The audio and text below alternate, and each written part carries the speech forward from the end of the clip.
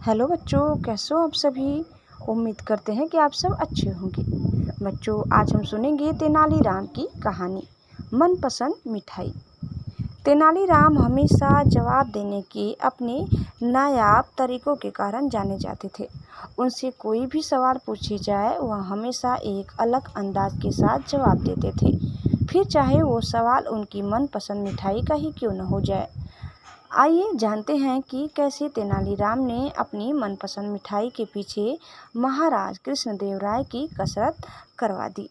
सर्दियों की एक दोपहरी महाराज कृष्णदेवराय राजपुरोहित और तेनालीराम महल के बगीचे में टहल रहे थे।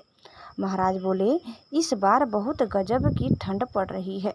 सालों में ऐसे ठंड नहीं पड़ी। ये मौसम तो भरपूर खाने और सेहत बनाने का है। क्यों राजपुरोहित जी, क्या कहते हैं? बिल्कुल सही कह रहे हैं महाराज आप। इस मौसम में ढेर सारे सूखे मेवे, फल और मिठाइयाँ खाने का मज़ा ही अलग होता है। राजपुरोहित ने जवाब दिया। मिठाइयों का नाम सुनकर महाराज बोले, यह तो बिल्कुल सही कह रहे हैं आप। वैसे ठंड में कौन सी मिठाइयाँ खाई जाती है?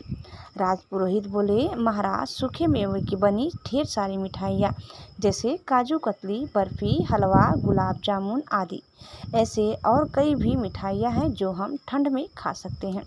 यह सुनकर महाराज हंसने लगे और तेनालीराम की तरफ मुड़कर बोले, आप बताइए तेनाली, आपको ठंड में कौन सी मिठाई पसंद है?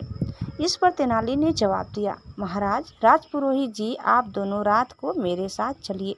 मैं आपको अपनी मनपसंद मिठाई खिला दूंगा। साथ क्यों? आपको जो मिठाई पसंद है हमें बताइए, हम महल में ही बनवा देंगे। महाराज ने बोला, नहीं महाराज, वह मिठाई यहाँ किसी को बनाने नहीं आएगी। आपको मेरे साथ बाहर ही चलना होगा।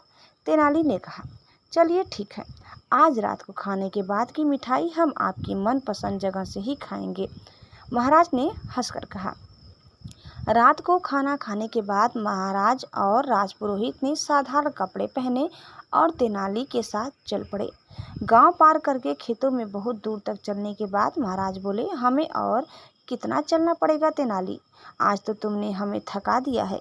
बस कुछ ही दूर और, तेनाली ने उत्तर दिया। जब वो सभी मिठाई वाली जगह पहुंच गए तो तेनाली ने महाराज और राजपुरोहित को एक खाट पर बिठवा दिया और खुद मिठाई लेने चले गए। थोड़ी देर में वे अपने साथ 3 कटोरियों में गर्मा गर्म मिठाई ले आए। जैसे ही महाराज ने उस मिठाई को चखा, उनके मुंह से वाह से अलावा और कुछ नहीं निकला। महाराज और राजपुरोहित एक बार में पूरी मिठाई चट कर गए। इसके बाद उन्होंने तेनाली से कहा, वाह पंडित रामकृष्ण, मज़ा आ गया।